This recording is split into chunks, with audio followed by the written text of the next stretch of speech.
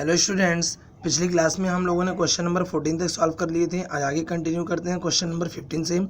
Question number 15 में कहा गया है Rakesh is now 3 times as old as his younger brother Pinku, but in 3 more years he will be only twice as old as Pinku. Will be then how old are then now.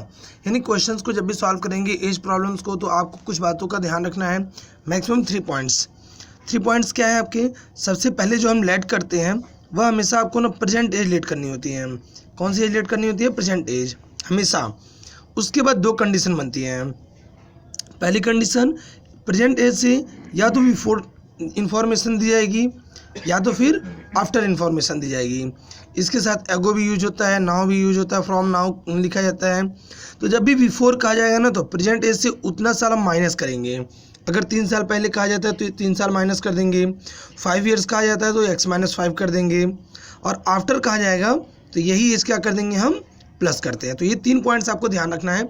एक और point ध्यान रखना है, जब भी हमें इन्फॉर्मेशन दी जाती है ना, तो अकॉर्डिंग टू क्वेश्चन जब सॉल्व करते हैं तो जिसकी इन्फॉर्मेशन दी जाती है उसके अपोजिट में आपको मल्टीप्लाई या डिवाइड करना होता है। वो कैसे करते हैं उसको आगे भी क्वेश्चन में सॉल्व करेंगे तो पता चल जाएगा। क्वेश्चन में जैसे कहा गया है कि राकेश, यहाँ पे इंफॉर्मेशन राकेश की दी जा रही है, तो हम लेट किसको करेंगे? पिंकू को। Let the present age of Pinku equal to क्या है? x है। तो प्रेजेंट एज ऑफ राकेश की प्रेजेंट एज क्या होगी? क्या कहा गया है? 3 times है। कितने टाइम्स है? 3 times। तो ये हो जाएंगे 3x। अब कहा गया है कि 3 more years, यानी कि 3 साल बाद, 3 साल और, तो लिखेंगे आफ्टर 3 year। After 3 years। अब कैसे सॉल्व करेंगे? द एज ऑफ पिंकू, यानी कि पिंकू 3 साल बाद कितने हो जाएंगे? अभी x थे तो x+3, and the age of Rakesh 3x+3। Okay. अब क्वेश्चन में क्या कहा गया है वो सॉल्व करेंगे। क्वेश्चन में कहा गया है ना कि his younger brother Pinku but 3 more years he will be only, यानी पिंकू की इन्फॉर्मेशन दी जा रही है। तो पिंकू की इन्फॉर्मेशन दी जा रही है तो मल्टीप्लाई करेंगे हम राकेश की एज में। राकेश की इन्फॉर्मेशन दी जा रही है ना यहाँ से। सॉरी बेटा, यहाँ पे राकेश की इन्फॉर्मेशन दी जा रही है तो मल्टीप्लाई करेंगे पिंकू की एज में, यानी x+3 इक्वल टू 3x+3। कह रहा है ना कि राकेश की जो एज है वह 2 twice हो जाती है, तो यहाँ पे 2 से मल्टीप्लाई करेंगे तो वैल्यू क्या मिलेगी? 2x+6 equal to 3x+3। Shift करो, x को एक तरफ करो कांस्टेंट एक तरफ, वेरिएबल एक तरफ, तो ये हो जाएगा 3x - 2x। इसको हमने इधर शिफ्ट कर दिया और 3 को इधर ला दिए हैं, तो 3 इक्वल टू कितना हो जाएगा? x। यानी कि पिंकू की जो एज थी, therefore the age of Pinku equal to 3 year, and Rakesh कितना हो जाएंगे? 3 × में 3 9 year। बेटा प्रॉपरली आप लोग कॉपी में सॉल्व कर लेना, आपको हम समझा दिए हैं, ठीक है। आगे क्वेश्चन कंटिन्यू करते हैं। क्वेश्चन नंबर 16 आपको नहीं करना है। क्वेश्चन नंबर 17 देखते हैं।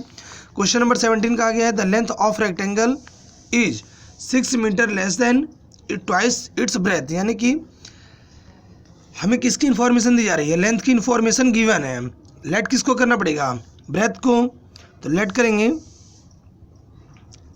Late the breadth of rectangle equal to कितना हो गया? x हो गया, यानी कि ये ब्रेथ हो गई हमारी x। तो अब लेंथ कितनी हो जाएगी बताओ आप? कैसे सॉल्व करेंगे? Length of rectangle is 6 meter less than twice its breath. Twice मतलब होता है 2 times बेटा, तो इसका 2 times से 6 क्या है? कम है। दैट्स इट, यानी 2x - 6। अब लिखेंगे अकॉर्डिंग टू क्वेश्चन में कहा गया है the perimeter of rectangle is 54। तो आपको पता है पेरीमीटर क्या होता है? लिखेंगे perimeter of rectangle 2l+b। Perimeter of rectangle क्या होता है? 54। 2 लेंथ कितना है बेटा इसका? 2x - 6 और ब्रेथ कितना है? x। अब 54 ये मल्टीप्लाई फॉर्म में इधर आएगा तो क्या हो जाएगा, डिवाइड 27, 2x और x मिल करके कितने x हो जाएंगे, 3x माइनस 6, माइनस से शिफ्ट करेंगे इधर आएगा तो प्लस का हो जाएगा, 27 और 6 प्लस करेंगे 33 हो जाएगा, मल्टीप्लाई फॉर्म में इधर आएगा तो क्या हो जाएगा, डिवाइड फॉर्म में हो जाएगा। x की वैल्यू कितनी आ गई बेटा, 11, यानी जो इसकी ब्रेथ थी वह हो गई 11, यानी कि b की जो वैल्यू ब्रेथ हो गई वो हो गई 11 सेंटीमीटर, क्योंकि क्वेश्चन किस में था हमारा, मीटर में, तो ये हो जाएगा 11 मीटर। और लेंथ कितना हो जाएगा हमारा, 2x माइनस 6 लेंथ की वैल्यू थी, यानी 2 multiply 11 minus 6, 22 minus 6, 16 metre. Okay, तो आई होप आप लोगों को समझ में आ रहा होगा अच्छे से। नहीं आएगा तो वीडियो को जरूर 1 से 2 बार, ज़्यादा 2 से 3 बार देखना, और फिर भी प्रॉब्लम होती है तो आप हमसे पूछ सकते हैं, दोबारा कांटेक्ट कर सकते हैं। ओके, आगे कंटिन्यू करते हैं। Question number 18।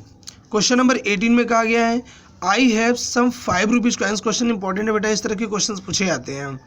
I have some 5 rupees coins and some 2 rupees coins. मेरे पास दो तरह के रुपए थे, कुछ 5 रुपये सिक्के थे, कुछ 5 रुपये के सिक्के थे और कुछ 2 रुपये के सिक्के थे। कितने थे हमें नहीं पता। आगे कहा गया है the number of 2 rupees coins is 4 times that of 5 rupees coins, यानी कि जो 2 रुपये के कॉइन्स है वह 4 टाइम्स है। अगर ये x है तो ये कितना x होगा, 4x होगा, 4 टाइम्स हो गया हमारा। तो आपको कहा गया कि इफ़ आई हैव 117 रुपीज़, मेरे पास अब कितने रुपए हैं टोटल, 117 रुपये हैं। तो आपको बताना है find the number of coins. तो आपको बताना है कि ये जो कॉइन है 5 रुपीज़ की कितने कॉइन्स होंगे और 2 रुपये के कितने कॉइन्स होंगे।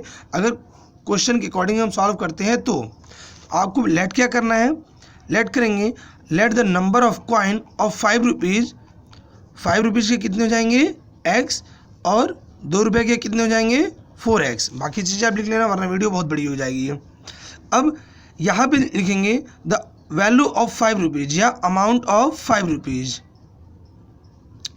अमाउंट ऑफ 5 रुपये इक्वल टू कितना हो जाएगा हमारा। अब देखो अगर एक सिक्का होगा तो 5 रुपये होगा, 2 होंगे तो उसकी वैल्यू 10 रुपीज़ होगी, 3 होंगे तो 15 होगी, यानी कि उसमें किसका मल्टीपल आएगा, 5 का। और जब 2 रुपये का निकालेंगे तो इसमें 2 का मल्टीप्लाई करेंगे तो कितना हो जाएगा, ये 8x हो जाएगा। अब अकॉर्डिंग टू क्वेश्चन में क्या कहा गया है कि दोनों सिक्कों को मिला करके, 5 रुपये के सिक्के और 2 रुपये दोनों के सिक्कों को मिला करके टोटल जो अमाउंट होता है हमारा वो कितना होता है 117। 8 और 5 13x इक्वल टू 117। x की वैल्यू सॉल्व करेंगे तो 117 अपॉन में 13, सिंप्लीफाई करेंगे कितना आ जाएगा 9, यानी कि जो 5 रुपये के सिक्के थे वह कितने हो गए 9, और 2 रुपये के सिक्के कितने हो जाएंगे, 5 रुपये के सिक्के हो गए, 2 रुपये के कितने हो जाएंगे, 4 मल्टीप्लाई x था, 4 मल्टीप्लाई 9 करेंगे तो कितना हो जाएगा 36 हो जाएगा। अगर इसको वेरीफाई करना है तो वेरीफाई कर सकते हैं। अगर 9 सिक्के हैं 5 रुपये के तो इसकी वैल्यू हो जाएगी 45, 36 कॉइन्स हैं 2 के तो 72, प्लस करेंगे तो हमें सेम वही वैल्यू फॉर्म होती है, यानी 117 रुपये फॉर्म हो जाते हैं। बेसिकली मेन पॉइंट आपका यहाँ पे है, इसको ध्यान रखना आप लोग कि वैल्यू इसकी लिखने के लिए क्या करते हैं, जितनी वैल्यू होती है कॉस्ट होती है उसका मल्टीप्लाई कर देते हैं। ओके, अगले क्वेश्चंस को हम अगली वीडियो में अभी सॉल्व करेंगे, क्योंकि आज खत्म करते हैं एक्सरसाइज को, क्योंकि ये वीडियो बहुत बड़ी हो जाएगी तो अपलोड करने में थोड़ी प्रॉब्लम होगी। तो अगली वीडियो अभी तुरंत स्टार्ट करते हैं।